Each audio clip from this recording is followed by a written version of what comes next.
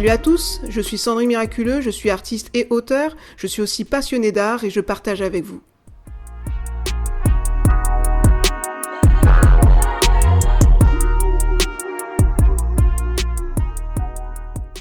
L'autoportrait. Un art thérapeutique ? Dans le domaine artistique, l'autoportrait est une pratique délicate qui consiste à soumettre au regard d'un autre un portrait de soi par soi-même. Or, parfois, le tableau final renvoie au public une image biaisée de l'auteur. Car l'autoportrait est à la fois la résultante d'une perception de son apparence et de son intériorité. Toutes deux empreintes de l'estime de soi. C'est en cela que l'autoportrait est considéré comme un art thérapeutique et un activateur de développement personnel. Ainsi, dans cette capsule, nous jugerons de la pertinence des bienfaits de l'autoportrait comme élément de bien-être, comme réceptacle des composantes du soi, comme un moyen pour se découvrir soi-même, de s'aimer et de développer sa confiance en soi. Nous verrons également comment se forme l'estime de soi. Ensuite, nous découvrirons au travers de différentes études de cas les effets des séances d'autoportrait ainsi que ses bénéfices et son efficacité. L'autoportrait d'un point de vue étymologique. En tout premier lieu, le mot portrait vient du latin protrao. Donc pro qui signifie pour ou mettre en faveur, et trao qui veut dire tirer. Deuxièmement, le terme autoportrait vient du mot grec autos, qui veut dire soi-même ou lui-même, et du verbe latin protraer, donc portraire ou représenter une personne par le dessin. Et enfin, l'autoportrait est décrit tel que le portrait d'un dessinateur ou d'un peintre exécuté par lui-même. Faire son autoportrait pour aller mieux ? Dans le but d'une réhabilitation psychosociale, le service de psychiatrie de l'hôpital de jour de Dessines-Charprieux, dans les départements du Rhône, a accueilli des populations souffrant de schizophrénie et de bipolarité. Pour ce faire, des séances d'art-thérapie du groupe ont été formées et dispensées chaque semaine sur prescription médicale. Ainsi, avant d'activer les séances d'autoportrait hebdomadaires, l'équipe médicale déclara ceci.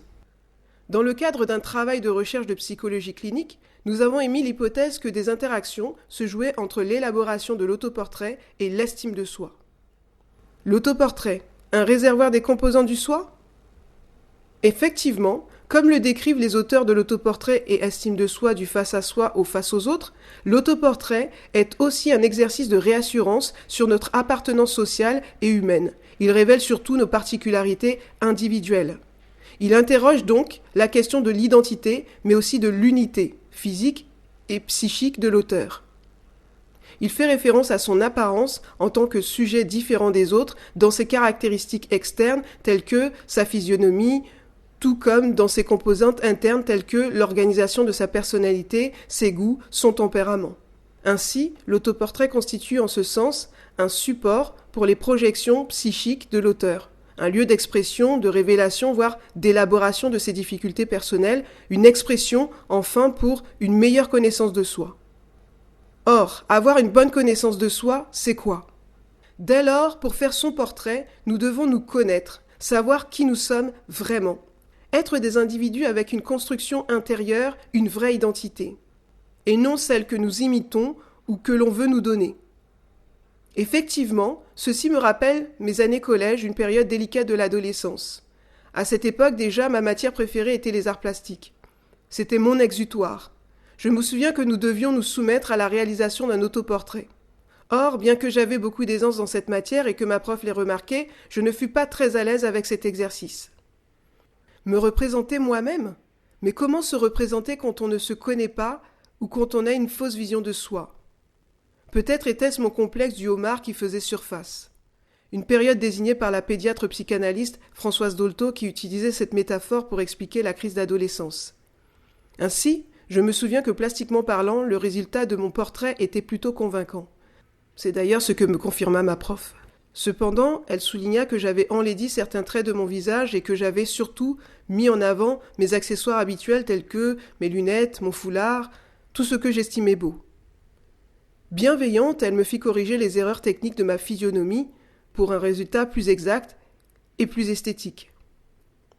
Des années plus tard, au cours d'une formation dans le domaine digital, je fus confrontée à la même épreuve. Nous devions concevoir notre avatar sur Photoshop pour le présenter facultativement sur notre CV ou notre profil LinkedIn, que vous pourrez d'ailleurs consulter en ligne.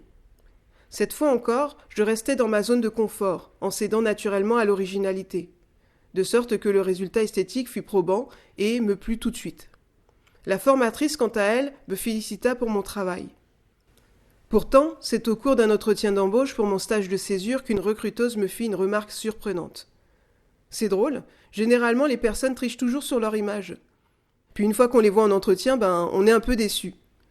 Vous, c'est l'inverse. Votre avatar est ressemblant, mais vous êtes mieux en vrai. C'est à votre avantage, me dit-elle gaiement. Bien que la directrice retenît ma candidature, ceci me fit réfléchir un temps sur l'appréciation que j'avais de moi-même, car j'eus quelques semaines après un autre entretien avec la même réflexion. Étrange, non? Alors que doit-on comprendre? En effet, beaucoup de gens ont une fausse perception d'eux-mêmes, car la société telle que l'environnement médiatique, professionnel, familial ou personnel sont parfois toxiques ou dysfonctionnels et finissent par déteindre sur eux. Comme l'affirme le passage biblique en 1 Corinthiens chapitre 15 verset 33, les mauvaises compagnies corrompent les bonnes mœurs. Et pas seulement contre les autres, mais aussi contre soi-même. Assurément, les mots MAUX et les mots MOUTS sont puissants. À force de s'entendre dire qu'on est ceci ou cela, on finit par le croire ou le devenir. Même si on est fort mentalement, nous avons tous un seuil de résistance. Cela m'évoque une anecdote qu'un pasteur a partagée. Quand il était enfant, un de ses camarades avait un père qui était alcoolique. Habitant d'un petit village, tout le monde savait tout sur tout le monde. Ainsi, toute son enfance, le surnom du petit garçon fut « le petit buveur de vin ». Des années plus tard, il devint alcoolique comme son père. Que nenni! Les addictions ne sont pas héréditaires ou générationnelles. Tous les enfants maltraités ne deviennent pas forcément des adultes violents ou des pervers narcissiques. Ainsi, ne pas savoir qui on est la résultante d'un état de confusion, alarmant. Dès lors, je me penchai sur le sujet de l'autoportrait, et j'échangeais avec des personnes avisées. Car en tant qu'artiste, je trouvais intéressant de traiter l'estime de soi par le biais du portrait. À vrai dire, tout ne se règle pas exclusivement par la prière. D'ailleurs, vous verrez qu'au temps biblique, et encore de nos jours, les divers moyens que Dieu a utilisés et use encore pour guérir les âmes. L'autoportrait, un catalyseur de guérison divine. D'ailleurs, un galeriste avec qui j'échangeais un temps me partagea les bienfaits de l'autoportrait. Un jour, il me raconta qu'une des artistes de sa galerie cherchait désespérément un modèle féminin pour son nouveau projet artistique. C'est ainsi qu'étrangement, il lui trouva un apprenti modèle. Pourtant, il s'avérait que derrière cette opportunité artistique se cachait en réalité une occasion providentielle pour cette femme si introvertie. Effectivement, le galeriste m'expliqua que cette dame était très réticente à l'idée de se faire modeler. Néanmoins, elle fit fi de sa défiance, franchit le pas courageusement et se rendit aux séances de pose.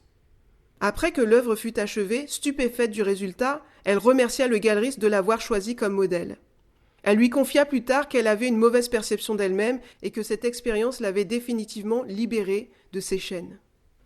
Assurément, se faire tirer le portrait ou s'autoportraire peut s'avérer aussi un consolateur, puissant, même dans le deuil.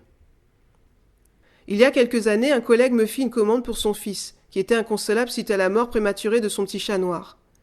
À cela s'ajoutait une séparation familiale, me confia-t-il. Dès lors, le jeune garçon avait des difficultés scolaires. C'est ainsi que je lui proposai de lui faire une grande sculpture en argile sur laquelle son fils et son petit chat seraient représentés ensemble d'après photo. D'ailleurs, vous pouvez découvrir cette sculpture en terre sur ma boutique en ligne. Finalement, quelques semaines plus tard, le père témoigna de l'effet thérapeutique que ce tableau avait eu sur son fils. « Tu sais quoi ? Il dort à côté de ta sculpture. Elle est posée sur sa table de chevet. Il la regarde tous les jours, me clama-t-il. Attention, il ne s'agit pas ici d'idolâtrie. Dans ce cas, ce garçon aurait pu prendre à côté de lui une simple photo de son petit chat. Il s'avère que la perte prématurée d'un animal de compagnie peut être très traumatisant pour un enfant. Certaines personnes m'ont confié ne plus vouloir d'animaux pour cette raison. D'ailleurs, après quelque temps, une fois son fils consolé, ce collègue rangea le haut-relief dans un lieu plus sûr pour éviter la casse. Les traumatismes de la vie et la puissance des mots. Hormis ces témoignages, j'aime à préciser que nos blessures profondes ne sont pas uniquement dues à un choc externe, tel que un accident ou la mort d'un proche.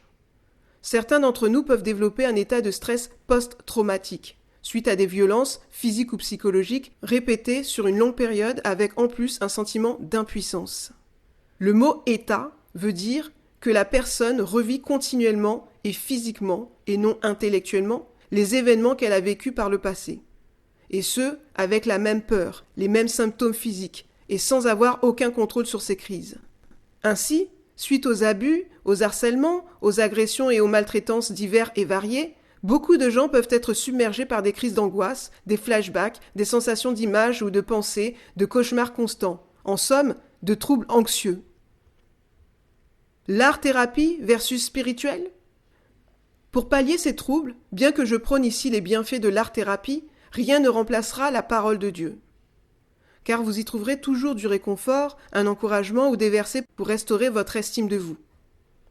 Assurément, ces paroles sont puissantes pour renverser les raisonnements et toutes les hauteurs qui s'élèvent contre la connaissance de Dieu. Car la parole de Dieu est comme un feu, un marteau qui brise le roc. Bien-aimés, Dieu souhaite que vous prospériez à tous les égards et que vous soyez en bonne santé comme prospère l'état de votre âme. Mais attention, la Bible dit aussi que nous sommes comme les pensées de notre âme, et que la mort et la vie sont au pouvoir de la langue. Quiconque l'aime en mangera le fruit. Job disait « Ce que je crains, c'est ce qui m'arrive. Ce que je redoute, c'est ce qui m'atteint. » Et pour faire face aux mauvaises langues, sachez que tel qui parle légèrement blesse comme un glaive, mais la langue des sages apporte la guérison. Alors que vous écoutez ces paroles, je prie pour votre guérison émotionnelle. Que ces paroles puissantes soient comme un baume pour votre âme. Sachez que Dieu vous a déjà choisi avant la fondation du monde et qu'il vous aime, alors que son tsunami d'amour vous remplisse et vous submerge, maintenant même. D'ailleurs, Dieu dit en Éphésiens 3,18 que si vous invitez Jésus-Christ dans votre vie, il habitera dans vos cœurs par la foi, afin qu'étant enraciné et fondé dans l'amour, vous puissiez comprendre avec tous les saints quelle est la largeur, la longueur, la profondeur et la hauteur, et connaître l'amour de Christ qui surpasse toute connaissance, en sorte que vous soyez remplis jusqu'à toute la plénitude de Dieu. Ainsi, si l'on vous a rejeté, Dieu vous accueillera les bras grands ouverts. Car dans les psaumes, il est dit que même si votre père et votre mère vous abandonnent, lui vous accueillera. Et il ajoute en Ésaïe 49:15, « Une femme oublie-t-elle l'enfant qu'elle allait ? N'a-t-elle pas pitié du fruit de ses entrailles ? Quand elle l'oublierait, moi je ne t'oublierai point. » Je me permettrai de faire une paraphrase sur ce verset biblique. La foi, donc ce que nous croyons ou finissons par croire, vient de ce que l'on entend, donc toutes les paroles bonnes ou mauvaises. Or, ce que l'on devrait entendre devrait venir de la parole de Dieu, donc des choses positives. Ainsi, nous savons que ce que nous entendons, considérons ou regardons, c'est ce que nous devenons. Ceci devient notre réalité. Dès lors, si nous négligeons la construction ou la restauration de notre intériorité, notre portrait sera incomplet, voire inexact. Comme l'affirment des chercheurs sur la santé mentale, cette notion de la connaissance de soi fait référence à la vision de soi, le regard que l'on porte sur soi, ou cette évolution fondée ou non que l'on se fait de ses qualités et de ses défauts. Chose essentielle, lors de la construction narcissique du sujet, la vision de soi constitue l'un des 3 piliers indispensables à l'estime de soi, toujours mis en œuvre lors de la création de l'autoportrait. Ainsi, pour vous aider, je vous invite à consulter ces 2 best-sellers. Le chant des batailles de la pensée, de Joyce Meyer, et Comment réagir quand on est maltraité, de John Beaver. Amour de soi et confiance en soi, 2 autres composantes de l'autoportrait. Sur sa chaîne, L'audace d'être soi, la thérapeute Randa définit l'amour de soi comme l'antipode du déni de soi. Généralement, dit-elle, ce processus d'autodestruction commence au sein des familles dysfonctionnelles, où l'enfant est invisible et le parent narcissique est au centre de tout. Le parent pervers narcissique inculque à l'enfant que l'amour, c'est le déni de soi. L'amour de l'autre, c'est l'abnégation, c'est s'oublier pour l'autre, c'est plaire à l'autre, c'est s'effacer pour que l'autre puisse s'épanouir. On inculque à l'enfant que l'amour de soi, c'est de l'égoïsme. Néanmoins, il y a une confusion entre l'égoïsme et l'amour de soi. Or, l'amour de soi et le respect de soi, ce n'est pas de l'égoïsme. En somme, je dois faire plaisir à maman ou à papa pour être aimé. Je dois toujours me sacrifier et tout donner pour que je sois accepté et approuvé. Ceci devient alors une croyance, mes besoins ne comptent pas. Pour être aimé, je dois satisfaire les besoins d'autrui. Elle ajoute ensuite, et quand on n'a pas grandi dans ce type de schéma, il y a une absence de la notion de soi. On ne sait même pas qui on est. C'est ainsi qu'à l'âge adulte, on essaie de plaire à tout le monde, à la fac, au travail, et moi j'ajoute à l'église. On s'oblige à satisfaire les autres. Dès lors, on n'a pas de limite. Tout le monde est autorisé à venir picorer dans notre bulle émotionnelle. C'est ouvert à tout le monde. Et moi j'ajoute encore, c'est open bar. C'est ça l'absence du soi. Et enfin, dès que l'on décide de faire quelque chose pour soi, eh bien, on est rangé par la culpabilité. On ne supporte pas l'idée que quelqu'un d'autre pense de nous qu'on est égoïste. Ainsi, de même que l'amour de soi, c'est d'aimer ou pas ce qu'on perçoit de soi, la confiance en soi, c'est le fait de se sentir capable ou non de faire face à des challenges. J'ai développé ce point dans mon livre « Quel arrête-vous » sous la forme de l'auto-sabotage. Alors comment se forme l'estime de soi ? Nos chercheurs sur la santé mentale rappellent que la formation de l'estime de soi tire ses racines de la petite enfance puis se développe tout au long de la vie. Elle est à la fois l'héritage de notre culture, de notre famille, de notre histoire, de nos expériences. Mais elle est aussi la construction en devenir mobilisable pour développer nos compétences sociales et renforcer notre santé mentale. Baromètre de nos humeurs, l'estime de soi s'effondre chez les personnes en état de dépression. Dans ce cas, pour faire une séance d'autoportrait, l'évaluation de l'estime de soi devient très périlleuse avec des résultats parfois inattendus. Elle peut être très basse du fait d'un sentiment d'échec ou de difficulté d'insertion, ou presque trop haute, comme s'il était protégé par un manque d'insight, de perspicacité. Un déni de la réalité et la mise en jeu de défenses mégalomaniaques. Les séances d'autoportrait. Un instrument de mobilisation psychique ? Nous l'avons compris, faire son autoportrait est une étape importante et un acte fort pour soi. Ainsi, je vous invite à vous inspirer de la méthode de l'équipe de service de psychiatrie de l'hôpital de jour de Dessines-Charprieux qui a effectué ce projet en 2 phases. 1. L'exercice de l'autoportrait réalisé, comme pour celui de leurs patients qu'ils ont sélectionnés via le test de l'estime de soi de Rosenberg, entre autres. Puis, numéro 2, une exposition de leurs travaux publics. Mise en pratique de l'autoportrait thérapie selon Julie Attan. En pratique, c'est par un système de photoportrait agrandi au format A4 et A3, puis décalqué via des instruments graphiques polymorphes que vous pourrez réaliser vos autoportraits. Cette approche de l'autoportrait est inspirée des travaux et des méthodes de l'artiste thérapeute Julie Attan. Comme pour de nombreux participants, attendez-vous à ce que cet exercice révèle différentes facettes de votre personnalité, dont certaines vous sont forcément inconnues. La prise de risque de l'autoportrait. Assurément, comme l'a confirmé un des participants, à se faire outrance, il y a quelque chose de trop, de plonger le regard sur soi-même. Il y a quelque chose de narcissique qui me dérange un petit peu. Un patient atteint de troubles de l'humeur ajoute « Je trouve que je me suis pas trop mal débrouillé pour mes portraits. Bon, ils sont comme ils sont, mais on peut pas se comparer aux autres. Après tout, chacun montre quelque chose de lui dans son autoportrait à sa façon. » Un autre participant atteint de schizophrénie précise « C'était intéressant de voir comment je pouvais me représenter moi-même en faisant mon autoportrait et me voir sous différents aspects. Ça a été une belle expérience, réfléchir sur comment on voit les choses. Je suis satisfait de moi.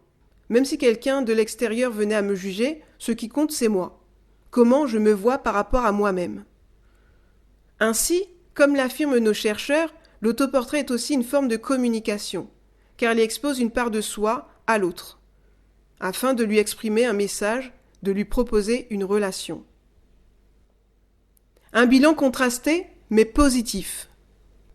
L'élaboration de séances consacrées à l'autoportrait dans le cadre de l'art-thérapie permet aux personnes en soins d'expérimenter son rapport à soi et aux autres. Or, cette rencontre a pu déstabiliser les plus structurés d'entre eux. Dans l'immédiateté des réalisations, cette interrogation n'aura pas été vaine. Au final, l'estime de soi a été renforcée pour tous, tout particulièrement par la reconnaissance d'une existence sociale et relationnelle lors de l'exposition. Alors, chers auditeurs, êtes-vous convaincus par les bienfaits de l'autoportrait-thérapie ? Et si oui, allez-vous franchir le pas ? Dites-moi tout ça en commentaire. Et d'ailleurs, si vous souhaitez un accompagnement sur mesure, je peux vous proposer une formation adaptée. Prochainement, nous continuerons sur la série de l'autoportrait. Nous aborderons plus précisément l'autoportrait en lien direct avec la spiritualité. C'était Sandrine Miraculeuse sur Passionnée d'art. Je vous remercie de m'avoir écouté. Je vous dis à bientôt pour un prochain podcast. Ciao!